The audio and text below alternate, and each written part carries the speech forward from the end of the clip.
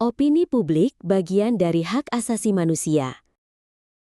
A. Opini publik bagian HAM. Konsep opini publik bersumber dan merupakan bagian dari HAM, yaitu mengenai kebebasan mengeluarkan pendapat, menyatakan kehendak, dan mengeluarkan ide atau gagasan. HAM adalah hak yang tidak bisa dihilangkan oleh seseorang terhadap orang lain. Hak asasi ini merupakan hak yang dipunyai oleh setiap orang yang tidak bisa dipindahkan, diganti, atau ditukar satu dengan yang lain. Negara sebagai kelompok manusia yang terbesar mempunyai kewajiban untuk menjamin, menjaga, dan mengawasi pelaksanaannya dalam kehidupan bermasyarakat bila ada di antara manusia lain yang melanggarnya. Karena itu, pelanggaran terhadap HAM akan berhadapan dengan hukum sebagai pengayomnya. Kebebasan mengeluarkan pendapat atau opini dari manusia sebenarnya merupakan salah satu hak asasi yang pokok yang dimiliki manusia, yaitu hak kebebasan atau kemerdekaan di samping hak asasi lainnya, yaitu hak hidup, hak milik, dan hak kebahagiaan. Hak kebebasan atau hak kemerdekaan ini di banyak negara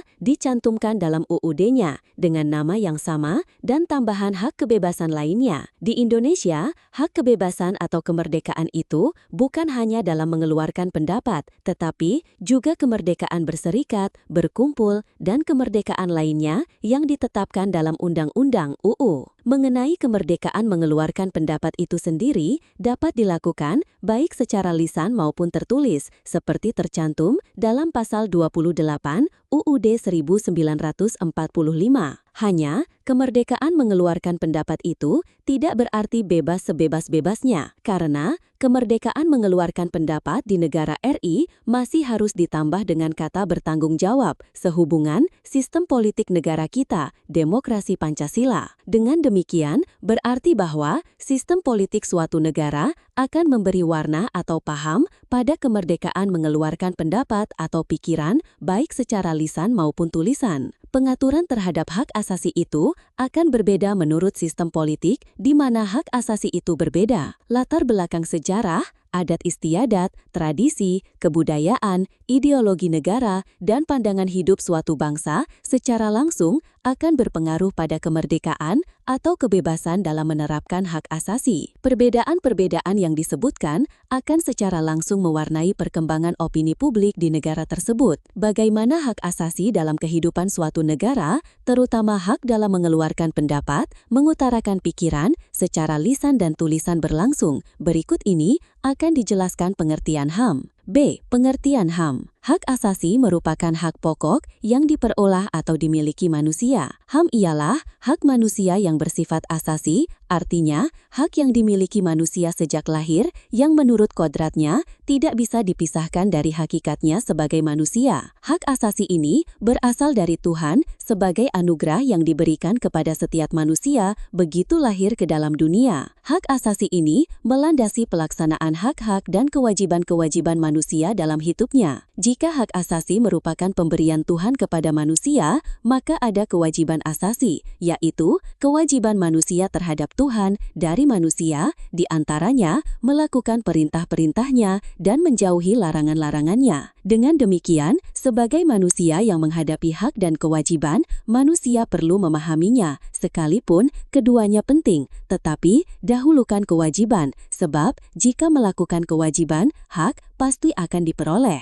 Manusia adalah makhluk sosial. Ia tidak bisa hidup tanpa orang lain. Karena itu, manusia harus berhubungan dengan yang lain, maka manusia mempunyai sifat ketergantungan satu dengan yang lain. Artinya, manusia tidak bisa lepas dari suatu masyarakat karena ia hidup dalam masyarakat yang mendiami satu bangsa, negara. Dalam hubungannya dengan negara, sekalipun hak asasi itu sifatnya pribadi, maka negara mengatur dan menjaga supaya tidak ada pelanggaran-pelanggaran dan pelaksanaannya tidak bertentangan dengan kaidah hukum, adat istiadat, agama, dan sebagainya. HAM itu meliputi 1. Hak-hak asasi pribadi yang meliputi kebebasan menyatakan pendapat, kebebasan memeluk agama, kebebasan memilih pekerjaan, kebebasan memilih sekolah, dan seterusnya. 2.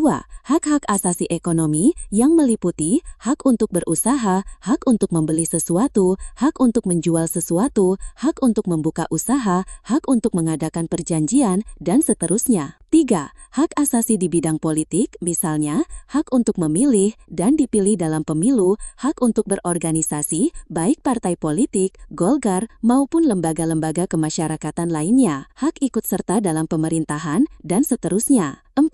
Hak asasi untuk mendapat perlakuan yang sama di bidang hukum dan pemerintahan, hak untuk mendapat perlakuan yang wajar dan adil dalam hukum. 5. Hak asasi sosial, misalnya memilih pendidikan, hak membuka rumah sakit, hak untuk mendirikan panti asuhan, panti jompo, dan seterusnya. 6.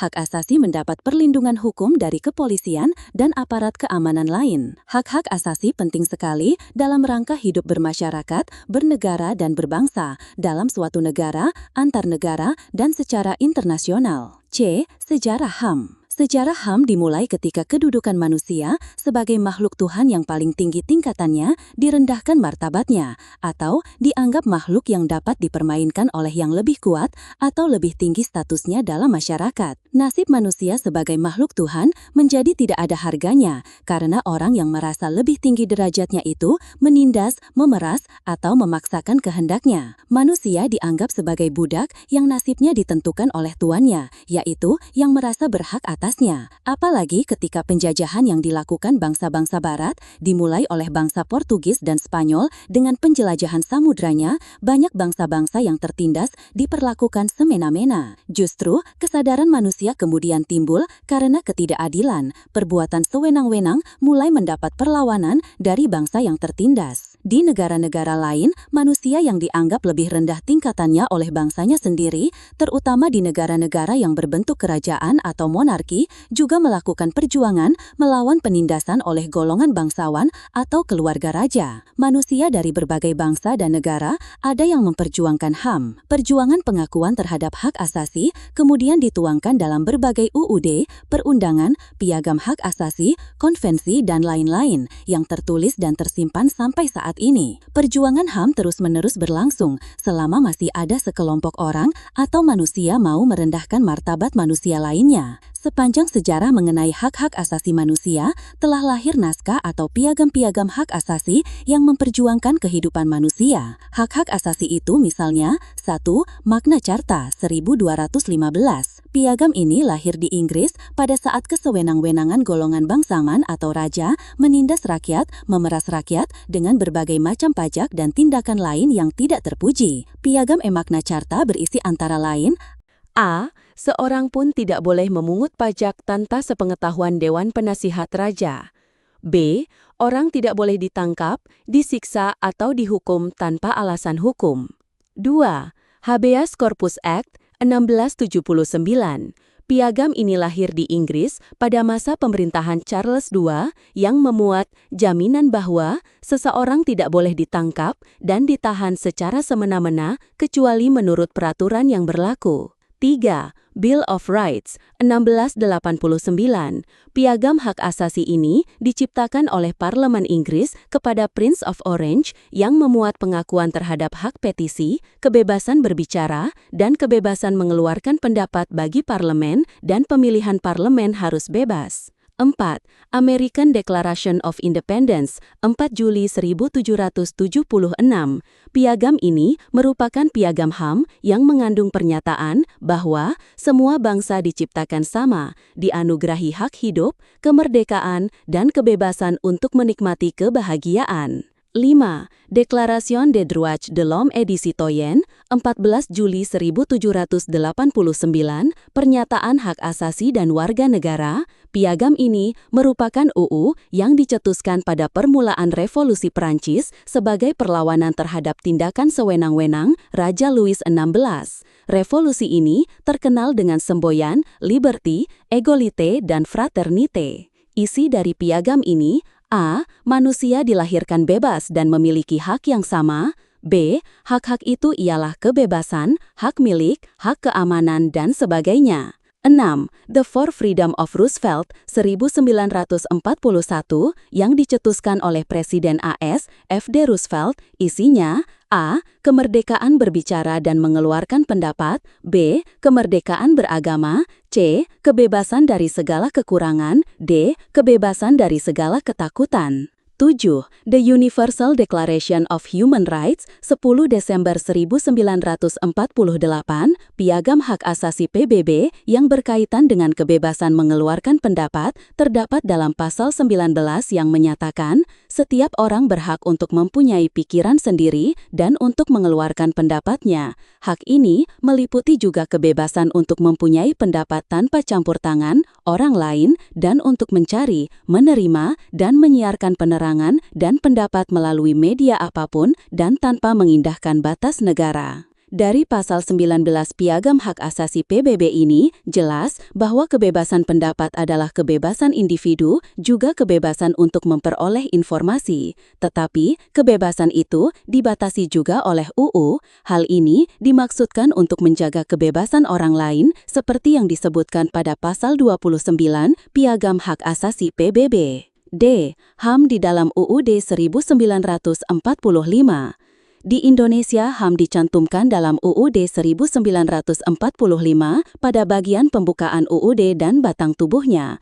UUD 1900 menjunjung tinggi HAM, ini berarti bahwa UUD 1900 menjamin, melindungi, dan mengakui HAM dan pelaksanaannya akan seimbang karena hak itu akan terjamin jika tidak lupa melaksanakan kewajiban dengan baik. Dalam bagian pembukaan UUD 1945, HAM itu terdapat pada semua alinea, yaitu 1. Dalam alinea 1, saya sebut, wakaf salim, kemerdekaan adalah hak segala bangsa. Kalimat ini menunjukkan pengakuan HAM berupa hak kebebasan atau kemerdekaan dari segala bentuk penjajahan.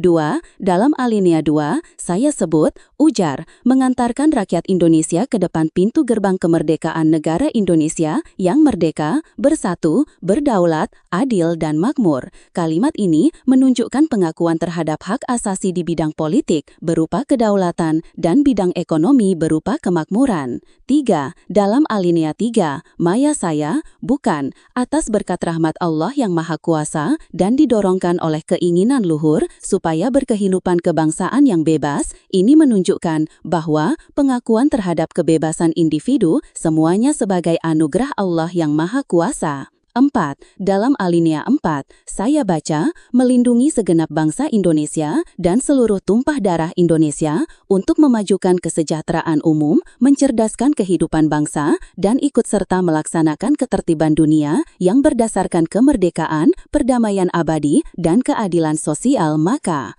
alinea keempat ini, keseluruhan isinya mengandung HAM yang sebelumnya juga berisi Pancasila, yang di dalamnya juga berisi HAM yang luhur tingkatannya. Untuk Pancasila, yang keseluruhan isinya mengandung nilai-nilai luhur, sebenarnya perlu pembahasan tersendiri. Piagam-piagam hak asasi yang telah dijelaskan dengan singkat tersebut menunjukkan betapa berharganya manusia di dunia ini. Seorang manusia mempunyai nilai yang lebih tinggi dibanding binatang atau tumbuhan sebagai sesama makhluk Tuhan. Manusia sejak dia lahir dikaruniai hak hidup dari Tuhan yang tidak dapat diganggu-gugat oleh siapapun. Hak hidup itu telah melekat pada diri manusia dan tidak seorang pun, termasuk negara, boleh menghilangkannya. HAM itu kecuali melindungi manusia dari segala ketidakadilan, kesewenang-wenangan, ketidakwajaran, dan lain-lain perbuatan tindakan yang semena-mena, juga memberikan kebebasan atau kemerdekaan bagi setiap manusia untuk mengeluarkan pendapat, berserikat, berkumpul, dan lain sebagainya yang memayungi atau melindungi hidupnya. Negara sebagai suatu bentuk asosiasi kemasyarakatan yang tertinggi mempunyai kewajiban memelihara dan menjamin HAM itu. Di Indonesia, persoalan HAM itu sama dengan di negara-negara lain dijamin dan dilindungi. Pelaksanaan HAM di Indonesia, kecuali dijamin oleh UUD 1945, juga didasarkan pada Pancasila sebagai dasar negara. Pancasila yang menurut TAP MPR No. 2/MPR 1978 adalah dasar negara dan pandangan hidup bangsa Indonesia. Sebagai dasar negara, Pancasila merupakan landasan berpijak warga negara yang di dalam sila-silanya secara tersurat dan tersirat mencerminkan jaminan HAM yang layak dan perlu diperjuangkan oleh setiap WNI. HAM dalam kehidupan sehari-hari. Dalam bagian penjelasan UUD 1945, dikatakan bahwa negara Indonesia adalah negara hukum.